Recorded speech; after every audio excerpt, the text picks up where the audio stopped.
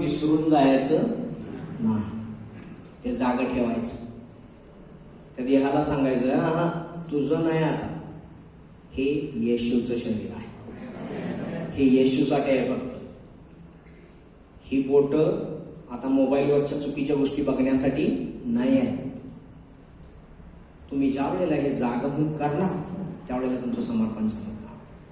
दुसरं समर्पण आहे की तुमच्या जीवनामध्ये अनेक संकट समस्या येऊ शकतील, व्यक्तिगत जीवनात, कौटुंबिक जीवनात, आर्थिक प्रसंग येतील, वाईट प्रसंग येतील, चुकीचे येतील.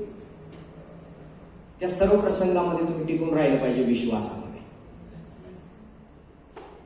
आणि छळ जरी झाला प्रभूसाठी, कारण या व्यक्तीने छळ सहन करायला देखील काय झालं, तयार झाला. यहुदी लोकांनी त्याला दगडमार केला आणि त्यानं प्रार्थना केली. बघा, दगडमार करायला लागल्यानंतर त्यानं काय प्रार्थना केली की, मला वाटतं की येशूनं क्रुसावर जी प्रार्थना केली त्याच्यानंतर स्तेफनानंच ही प्रार्थना दुसऱ्यांदा केली की हे प्रभू, हे पाप त्यांच्याकडे काय करू नकोस. आणि मला वाटते की ही प्रार्थना देवानं अशी ऐकली की या सगळ्याचा मुख्य सूत्रधार जो होता, स्तेफनाचा खून करण्याच्या पाठीमागचा मुख्य सूत्रधार जो होता तो शाऊल होता. माहितीये का? कारण तो मागून देऊचायचा लोकांनी आणि कापडा आपण सांभाळायचे. लढवतून हा सगळ्यांचे कपडे सांभाळत होता अशा स्तेफनाला दगड मारवत असताना, आणि प्रभूनं त्यालाच दिवसात चालण्या दाखवले. ही स्तेफनाच्या प्रार्थनेचं उत्तर आहे, लक्षात ठेवा. समर्पित व्यक्तीच्या जीवनाच्या प्रार्थनेद्वारे प्रभू काय करू शकतो याचा अंदाज नाही तुम्हाला. या जगामधले असे लोक प्रभूमध्ये येते की ज्यांनी अनेक ख्रिस्ती लोकांचा खून केलेला आहे, पण समर्पित असणं गरजेचं आहे. ही पुढाऱ्याचं समर्पण आहे की तो मृत्यूपर्यंत देखील देवासाठी सहन करायला काय झाला, तयार झाला. तुम्ही विचार करू नका, समाज आपल्या विरोधात होणारच, आपल्या जातीतले लोक आपल्या विरोधात होणारच, आपले नातेवाईक आपल्या विरोधात होणारच.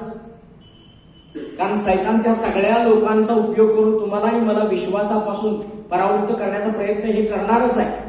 त्याचं काम त्याला करायचंच आहे. पण तुम्हाला आणि मला समर्पण करायचं आहे प्रभूसाठी. मी शिकणारा व्यक्ती होणार, इतरांना शिकवणारा व्यक्ती होणार, आणि शिकवत असताना मरण आलं तरी देखील घाबरणार नाही. माझं काम पुढं चालूच ठेवणार. आणि मला वाटतंय की ही प्रार्थना त्यानं करावी म्हणूनच प्रभूनं स्तेफनाच्या मरणासाठी परवानगी दिली. काय प्रभू त्याला वाचवू शकत नव्हता? वाचवू शकत होता, परंतु त्याची प्रार्थना फार महत्वाची होती शौलाच्या परिवर्तनासाठी. आणि हीच गोष्ट प्रभू बघत आहे. काही लोकांना देव रक्तसाक्षी होण्यासाठी निवडलेला आहे, सगळ्याच लोकांना रक्तसाक्षी होण्यासाठी निवडलेलं नाही. याकोब देखील तरवारीने त्याला चिरण्यात आलं. 12 शिष्यांचा मरणाचा इतिहास जर तुम्ही बायबलमध्ये लिहिलेला नाही, पण तुम्ही जर इतिहासांच्या पुस्तकामध्ये वाचला तर मी तुम्हाला सांगतो प्रत्येक जण रक्तसाक्षी झालेला या ना त्या कारणात. आणि त्यामुळंच जगाच्या कानाकोपऱ्यामध्ये मंडळ्या उभा राहिलेल्या आहेत. समर्पण या गोष्टीला म्हणतात. आणि जर असं समर्पित जीवन तुम्ही जगाल तर काय होईल मी तुम्हाला सांगतो की फिलिपासारखं परमेश्वर आमचा उपयोग करेल. दुसरा व्यक्ती आहे तो फिलिप, की ज्याचा उल्लेख आलेला 8व्या अध्यायामध्ये तुम्ही बघितला तर फिलिप शमरोनामध्ये गेला आणि त्यानं लोकांना सुवार्ता सांगितली आणि दुष्ट आत्मे काढले आणि रोग बरे केले. अनेक चिन्ह चमत्कार प्रभूनं फिलिपाच्या द्वारे केले. आणि हाच फिलिप आहे की त्यावेळेला त्या काळामध्ये फ्लाईटचा शोध लागला. तुम्हाला माहित आहे का फिलिप फ्लाईट? फिलिप एअरवेज जे आहे ते तुम्ही जर बघितला, फिलिपाला प्रभूच्या आत्म्याने सांगितलं, काय सांगितलं? हापशी शंडाचा रथ गाठ. सगळ्यात स्पीडनं धावणारा माणूस, रथापेक्षा देखील पवित्र आत्म्याचं स्पीड होतं त्याच्या. त्याने हापशी शंडा रथ गाठला, त्याला सांगितली सुवार्ता, त्याला बाप्तिस्मा दिला. एका व्यक्तीला बरं का. आणि एका व्यक्तीच्या द्वारे संपूर्ण आफ्रिका राष्ट्र प्रभूमध्ये आला. आज आफ्रिकेमध्ये जी सुवार्ता आहे ती हापशी शंडामुळे.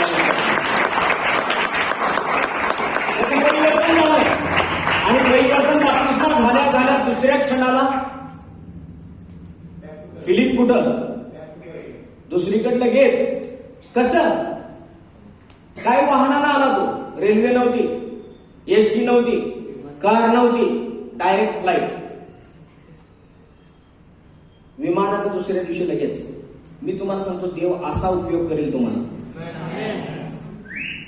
जर समर्पण करणारी लोक आहे ना, परमेश्वर असा उपयोग करतो.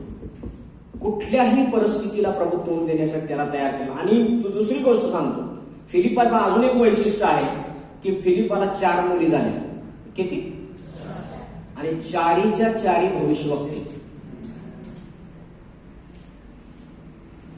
मला तुम्हाला सांगायचं आहे की तुमच्याद्वारे भविष्यवक्ते जन्मास येतील.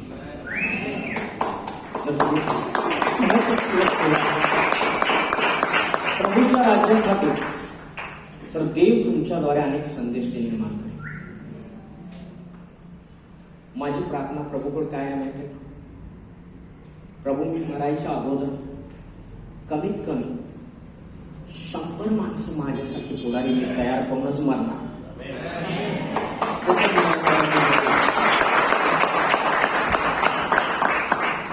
आणि त्यांच्यासाठी मला काही करायला लागलं तरी चालेल, असं समर्पण प्रभू मला तू दे. आणि माझा विश्वास आहे की तुम्ही लोक जर समर्पित झाला तर फिलिपाला 4 मुली प्रभूने दिल्या, ज्या 4 देखील भविष्यवाणीच्या दानामध्ये, भविष्यवक्त्याच्या सेवेमध्ये पुढे आले. तुमच्याद्वारे असे लोक प्रभू तयार करेल की जे लोक भविष्यवाणी करतील, राष्ट्रांचे भविष्यवक्ते म्हणून जन्मास येतील. कारण फिलिप एक साधा सुवार्थिक मनुष्य होता, त्याचा उल्लेख सुवार्थिक फिलिप म्हणून केलेला आहे. आणि तो व्यक्ती देवाच्या राज्यासाठी एवढा सामर्थ्यशाली प्रभूने उपयोग केलेला आहे की त्याच्या समर्पणाच्या द्वारे अनेक लोक राष्ट्रामध्ये गेलेले आहेत. आणि म्हणून पुढाऱ्याचं समर्पण हे अतिशय महत्वाचं समर्पण आहे. तुम्ही आणि मी समर्पित पुढारी असणं गरजेचं आहे. 6वी गोष्ट आहे, 6व्या वचनामध्ये जर आपण बघितलं तर 6वं वचन वाचूया.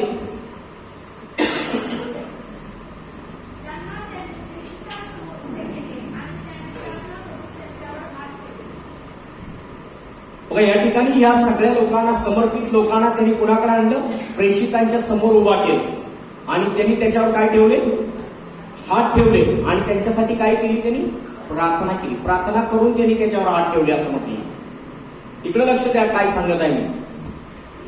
हा महत्वाचा मुद्दा आहे सगळ्यात. पुढाऱ्याचं आत्मिक छायाक्षेत्र.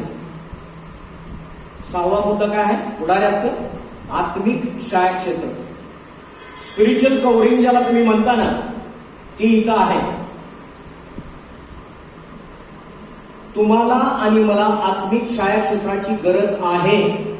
इंडिपेंडेंट सेवा करू नका.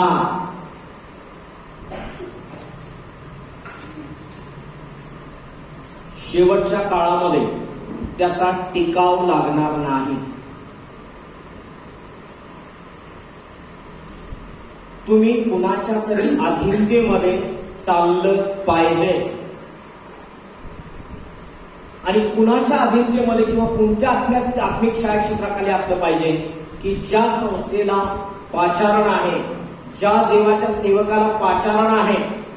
कारण यांनी ह्या 7 लोकांना प्रेषितांच्या समोर, प्रेषित हे काय आहे?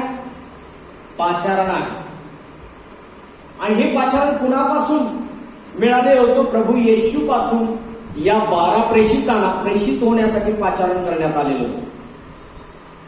मी तुम्हाला सांगतो की आत्मिक कव्हरिंग, स्पिरिच्युअल कव्हरिंग हे फार महत्वाचं आहे.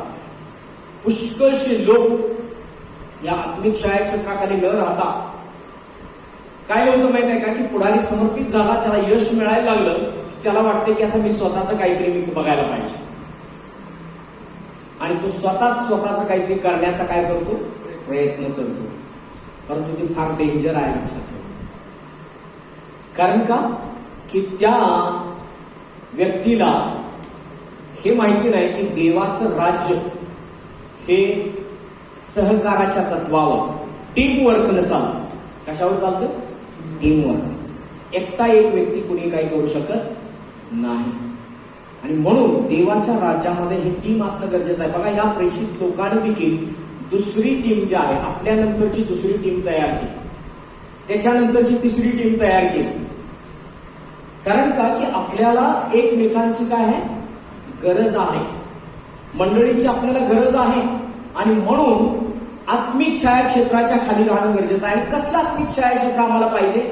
आम्हाला असं आत्मिक छायाक्षेत्र शोधायचं आहे की ज्या व्यक्तीला देवानं खरोखर काय केलेलं आहे? पाचारण केलेलं आहे. अशा संस्थेला शोधा की ज्या संस्थेवर देवाचा अभिषेक आहे, देवाचं पाचारण आहे. आणि दुसरं काय शोधायला पाहिजे तर ती व्यक्ती तुमच्यासाठी प्रार्थना करणारी व्यक्ती असायला पाहिजे. कारण या लोकांनी प्रेषितांच्या समोर ज्यावेळेला आणलं त्यावेळेला त्या प्रेषित लोकांनी त्यांच्यासाठी काय केली? प्रार्थना केली. आणि प्रेषित लोक प्रार्थना करण्यासाठी समर्पित असणारे लोक होते. तुम्ही अशा व्यक्तीच्या अधीनतेमध्ये चाला की ज्याला परमेश्वराचं पाचारण आहे. दुसरी गोष्ट, जो प्रार्थना करणारा व्यक्ती आहे तुमच्यासाठी. कारण मी तुम्हाला सांगा की लोकांसाठी प्रार्थना करणं हे फार गरजेचं आहे. येशूनं काय केलं माहित आहे का? येशूनं 3 गोष्टी केल्या ह्या असामान्य लोकांना सामान्य लोकांना असामान्य बनवण्यासाठी. पहिली गोष्ट, त्या सगळ्यांच्यावर प्रेम केलं. दुसरी गोष्ट, नेहमी त्यांच्यासाठी प्रार्थना केली. आणि तिसरी गोष्ट, त्यांना प्रशिक्षण देत राहिला प्रभू येशू. आणि तीच गोष्ट करणारे लोक तुमच्यासाठी आणि माझ्यासाठी आत्मिक छायाक्षेत्र पाहिजे. हेच लोक, ह्या 12 शिष्यांनी तेच फॉलो केलेलं आहे.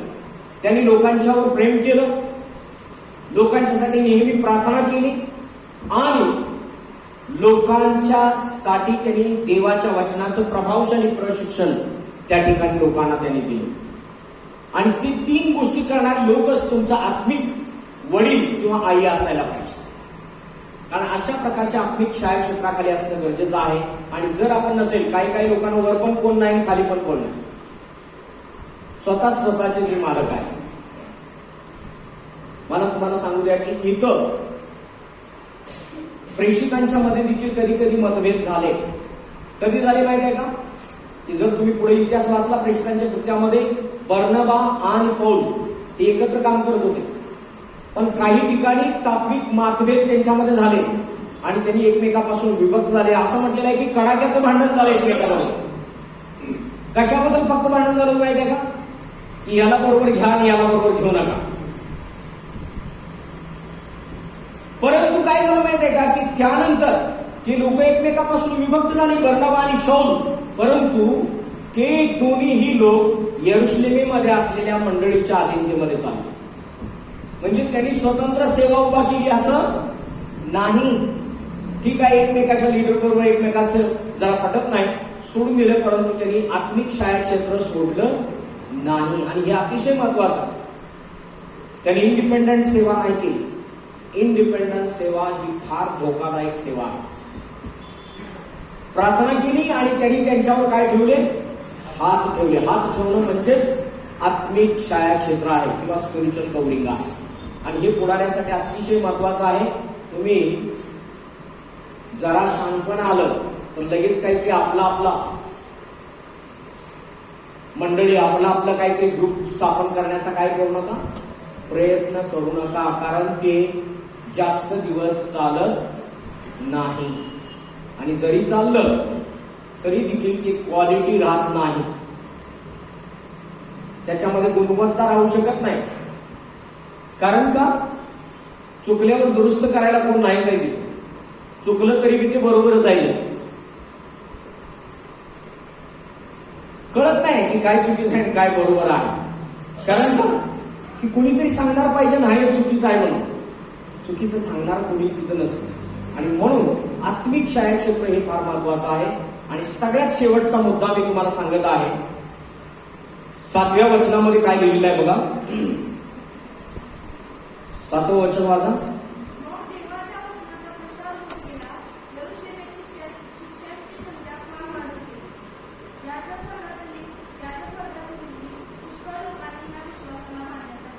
हालेलुया. 3 गोष्टी घडलेल्या आहेत तिथं. पण याला मी असं म्हणतो पुढाऱ्याचं ध्येय. तुमच्याकडे योग्य आध्यात्मिक छायाक्षेत्र जर असेल, स्पिरिच्युअल कव्हरिंग असेल, तर तुम्ही योग्य ध्येयापर्यंत जाणार. आणि काय ध्येय असलं पाहिजे बघा. इथं काय म्हटलेलं? पहिली गोष्ट काय झाली? देवाच्या वचनाचा काय होत गेला? प्रसार होत गेला. देवाच्या वचनाचा प्रसार होत जाणं म्हणजे काय? की देवाचं राज्य स्थापित झालं. कोणाचं राज्य? हा, इकडे लक्ष द्या. माझं राज्य नाही, कुठल्या माणसाचं राज्य नाही, संस्थेचं राज्य नाही, तर कुणाचं राज्य? देवाचं राज्य. पुढाऱ्याचं ध्येय असलं पाहिजे की देवाचं राज्य बांधणं. कुणाचं राज्य बांधायचं? देवाचं वचन प्रसार केला तर देवाचं राज्य वाढणार, देवाचं राज्य प्रस्थापित होणार. देवाच्या वचनाचा आधार घेऊन आपला प्रचार केला तर कुणाचं राज्य स्थापित होणार? आपलं राज्य स्थापित. मी तुम्हाला सांगतो की आपल्या मंडळीच्या पुढाऱ्यांचं ध्येय ही माझी मंडळी नाही आहे. ही कुणाची मंडळी? देवानं फक्त मला काय केलेलं आहे, त्याच्या मंडळीची काळजी घेण्यासाठी काय केलेलं आहे, ठेवलेलं आहे. ज्या दिवशी देवाला वाटेल ना हे नको आता, त्या दिवशी तो डिसमिस करू शकतो. लक्षात ठेवा. हे आमच्या हातावर आमच्यावर अवलंबून असलेली गोष्ट नाही. आणि म्हणून तुम्ही आणि मी ध्येय आमचं क्लिअर असायला पाहिजे. आमचं ध्येय एकच, माझं राज्य बांधलं नाही. कारण जे लोक माझं राज्य म्हणतात ना, तेच लोकांना वाटते की मला पाळत म्हणा तुम्ही. कारण त्यांना जर कोण पाळत नाही म्हटलं ना तर त्यांना आत इगो दुखवतो लगेच. मला तुम्हाला सांगू द्या की जर कोणी काय नाही म्हटलं तर काय फरक पडणार आहे का? नाही, मला नाही वाटत. मला तुम्ही माझं नाव घेऊन जरी हात मांडला तर मला काय फरक पडत नाही. तुम्ही मला सिनियर पास्टर म्हणायलाच पाहिजे असं ना, काय मला पाळक जरी नाही म्हटलं तरी चालतं, ब्रदर म्हटला तरी काय फरक पडत नाही.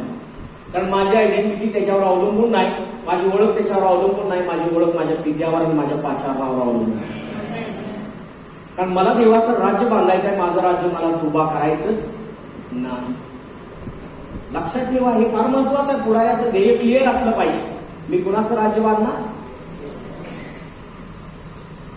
लोकांना कधीच कंट्रोल करू नका, ताब्यामध्ये ठेवू नका. तो माझा माणूस आहे, माझंच ऐकायचं. माझा माणूस म्हणजे काय केलं? त्याला तुम्ही तयार केलं का जन्माला गाठलं? काहीच नाही केलं कुणासाठी. फक्त जीवनाचा आमचा उपयोग केला त्याचं परिवर्तन करण्यासाठी, त्याला वाढवण्यासाठी. त्याच्या पलीकडे काय नाही आहे. लक्षात ठेवा, हे सगळं कुणाचं आहे. म्हणूनच चर्चेसमध्ये ही पार्टी ती पार्टी होती. लक्षात ठेवा, हा गट तो गट कशामुळे होतो? ही माझी माणसं, ही तुझी माणसं. आणि आपल्या मराठी मंडळांमध्ये तर जातीवर सगळ्या गोष्टी होतात. फार खतरनाक गोष्ट आहे, वाईट गोष्ट आहे की देवाचं राज्य बांधण्यासाठी अडखळ असलेली गोष्ट. म्हणून पुढाऱ्याचं ध्येय असले पाहिजे, मी प्रभूचं राज्य बांधणार. बस, मला माझं राज्य बांधायचं नाही, कुठल्या संस्थेचं बांधायचं नाही, कुठल्या जातीचं नाही, कुठल्या धर्माचं नाही. जात धर्म वंश याच्यासाठी मी मेलेलो आहे पूर्णपणे. जात म्हणजे काय माहिती आहे? जी जाता जात नाही ती जात.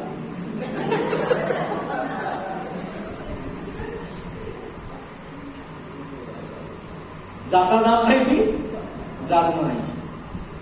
कारण ते असं आहे की थोडं काय त्याच्यात काय सांगू मी तुम्हाला. मला तर वैताग आलाय ते सगळं आहे. आणि म्हणून या सगळ्या गोष्टीवर लक्ष केंद्रित करायला पाहिजे. मला कुठलीही जात बांधायची नाही, मला प्रभूचं राज्य बांधायचं. दुसरं इथं काय झालं माहिती आहे का, की देवाच्या वचनाचा प्रसार होत गेला आणि काय झालं?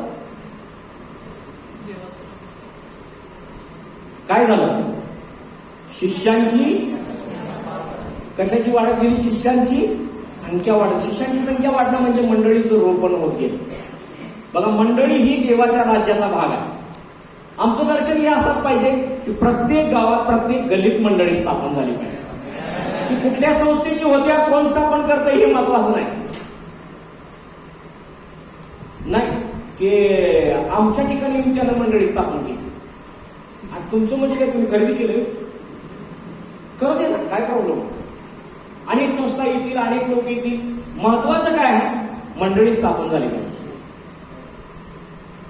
योग्य मंडळी स्थापित झाली पाहिजे. खोट्या मंडळ्या स्थापन नाही झाला पाहिजे, याला विरोध असला पाहिजे आपण. कारण खोट्या मंडळ्या पण स्थापन होत आहे, तिथं जरूर आपण आत्मिक युद्ध केलं पाहिजे. पण त्या खोट्या मंडळांना देखील आपण थांबवू शकत नाही, खोट्या शिक्षणाला प्रवृत्त लोकांनी आपल्या होऊ नये म्हणून आपण खरं शिक्षण देऊया.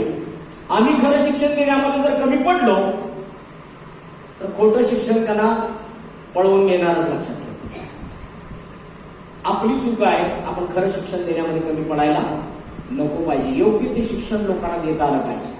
मंडळींचं रोपण करणं प्रत्येक गावामध्ये, प्रत्येक गल्लीमध्ये हे आमचा दृष्टांत असला पाहिजे, ध्येय असलं पाहिजे. आणि तिसरी गोष्ट काय सांगितलं आहे, याजक वर्गातील लोकांनी देखील काय ठेवला, विश्वास ठेवला. मी तुम्हाला सांगू, पुढाऱ्याचं जर ध्येय व्यवस्थित असलं ना तर शत्रूला देखील प्रभू घेऊन येणार. ही याजक वर्ग म्हणजे कोण होती माहित आहे का? 4 अध्याय 1 वचन जर वाचला या प्रेषितांची कृत्यामधलं तर त्या ठिकाणी म्हटलेलं आहे, याजक वर्गातील पुष्कळशे लोक त्यांचे विरोधी होते. पहिल्या शतकातल्या मंडळीचे विरोधी लोक होते.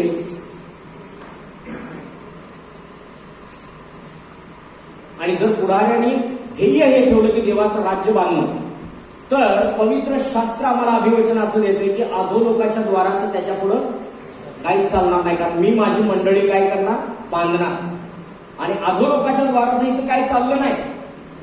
तर ज्या अधोलोकाच्या द्वारानं ह्या याजक लोकांचा, धर्मांध लोकांचा, कारण त्यावेळचे हे धार्मिक पुढारी होते.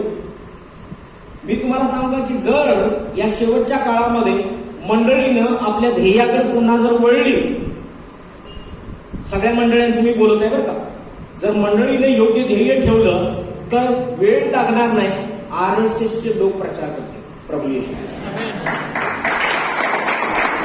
लोकांना यावं लागेल, कारण मंडळीची एवढी मोठी ताकद आहे. लक्षात ठेवा, आज धर्मांध लोक कशाचा गैरफायदा घेत आहेत माहिती आहे का? मंडळीमध्ये झालेली जी फाटाफूट आहे, इंडिपेंडेंट मिनिस्ट्री आहे, तिथंच बरोबर शोधतात आणि ते लोक त्याच्यावर अटॅक करतात. कारण का? सैतानानं त्या सगळ्या गोष्टी रचलेल्या आहेत. आणि म्हणून पुढाऱ्यांनी आपलं ध्येय जे आहे ते क्लिअर कट ठेवायला पाहिजे की मला देवाचं राज्य बांधायचं. आणि देव त्याचं राज्य कसं बांधतो माहिती का? योग्य आत्मिक कवरिंगच्या द्वारे. आत्मिक छायाक्षेत्र जे आहे ते अतिशय महत्वाचं आहे. तुम्ही त्याच्या अधीनतेमध्ये राहून जर काम करायला लागला तर देवाच्या वचनाचा प्रसार होत जाणार, देवाचं राज्य बांधलं जाणार. कधी कधी आम्ही योग्य आत्मिक छायाक्षेत्र असून देखील देवाचं राज्य बाजूला ठेवून आपलं राज्य बांधण्याचा प्रयत्न करतो. त्यावेळेला मी तुम्हाला सांगतो की त्या ठिकाणी देवाचं राज्य वाढत नाही.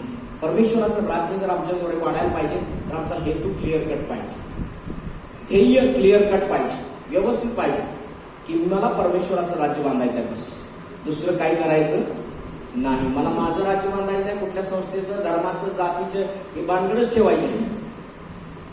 आणि जर असलं किडत असलं काय डोक्यात तर आता झडून जाऊ देत मी म्हणतो.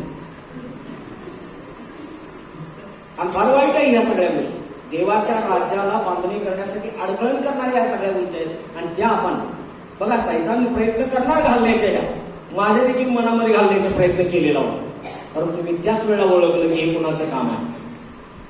आणि त्यामुळे त्या गोष्टीला प्रवेश येऊ द्यायचा नाही. कारण का की आपण सगळेजण देवाच्या राज्याचे प्रतिनिधी आहे, देवाच्या राज्याचे सहकार्य आहे, देवाचे सहकार्य आहे. आणि देवाचंच राज्य आलेलं या जगामध्ये आपल्याला बघायचं आहे. हालेलुया. आणि म्हणून आपण एकसंघ राहणं, एकत्रित राहणं आणि देवाच्या राज्याची विकास करणं किंवा त्याची बांधणी करणं ही आपली जबाबदारी आहे. आतापर्यंत मी तुम्हाला किती गोष्टी सांगितल्या? 7. बघूया काय काय आहे. पुढाऱ्याची गरज, पुढाऱ्यांच्या जबाबदाऱ्या, दुसरं काय, तिसरं काय, गुणवत्ता,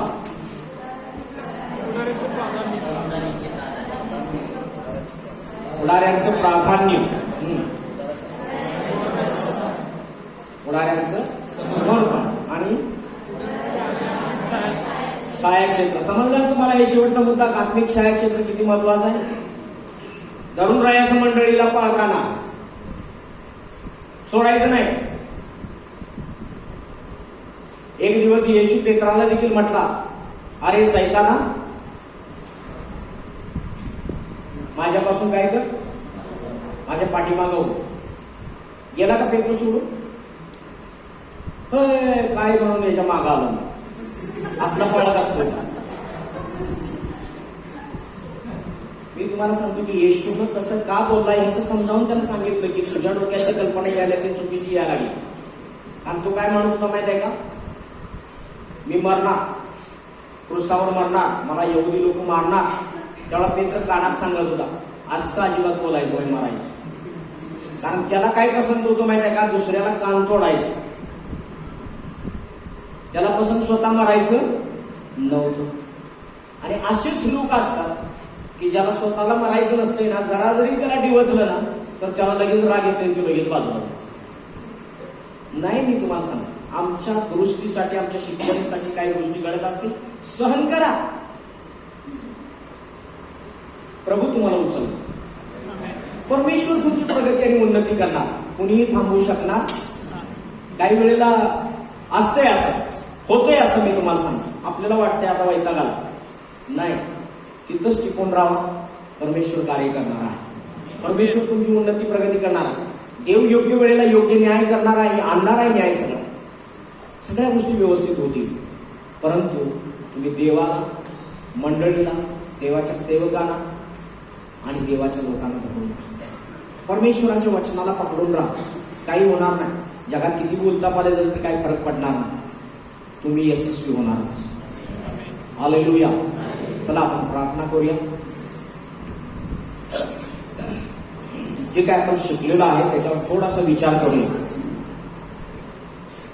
की काय परमेश्वर माझ्याशी बोलत आहे.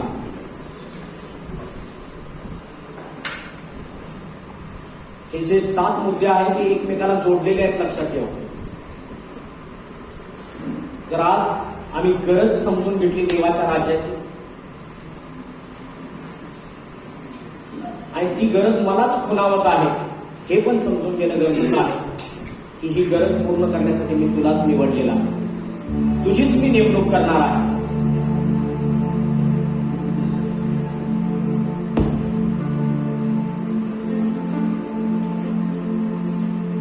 कारण जो गरज जाणून घेतो त्याच्याच कडून देव त्याची जबाबदारी पूर्ण करून घेईल.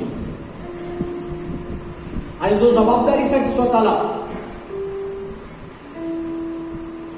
जीवन प्रभूच्या हातामध्ये देतो, पुढारीपणाची गरज जाणून जबाबदारी स्वीकारण्याची तयारी ठेवतो, त्या जीवनामध्ये देव पवित्र आत्म्याचं सामर्थ्य ओतून देऊ, त्याच्यामध्ये योग्य प्रकारची क्वालिटी, गुणवत्ता तयार करतो.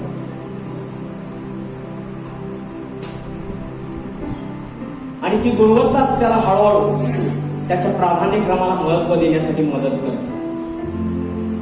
आणि त्याचं प्राधान्यक्रमच त्याला हळूहळू समर्पित पुढारी बनवतो. आणि तो समर्पित पुढारीच आत्मिक छायाचित्राच्या आधिक्यामध्ये राहून आपल्या स्वतःला तो तयार करतो.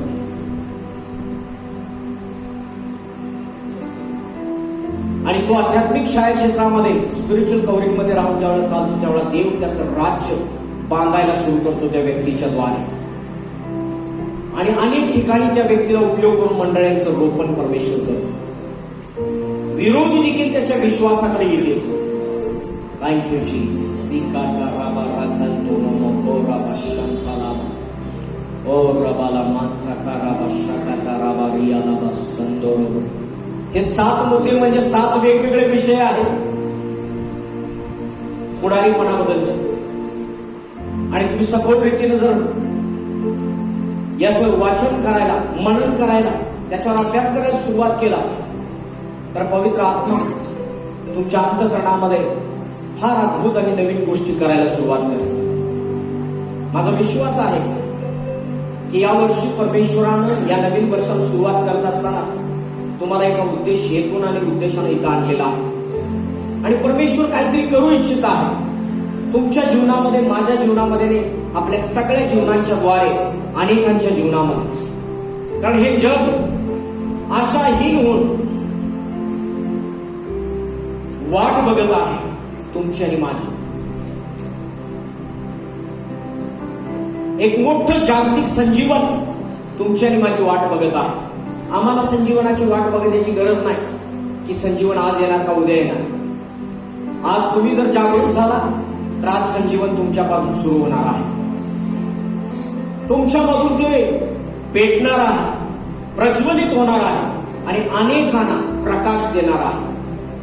Thank you Lord. रिखाराबा संडोरोरियाराबा सकताराबा राबा मामा शंडोरोरियारा शकेतेरेने बेगी मंतोरोरियाराबा सकताराबा. Thank you Lord. चला आपण जागेवर उठून उभा राहूया, प्रभूची आराधना करूया काही वेळ. Thank you Jesus. Hallelujah. Thank you Lord. देवादेश्वरा. Thank you Jesus. हालेलुया.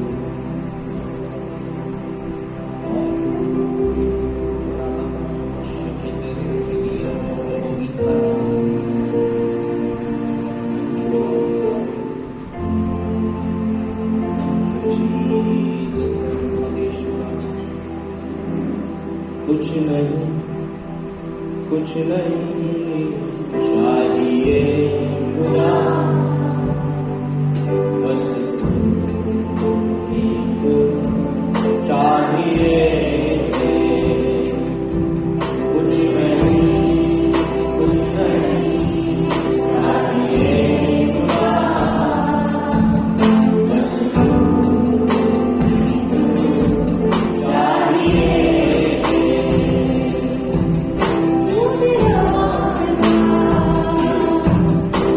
तेरा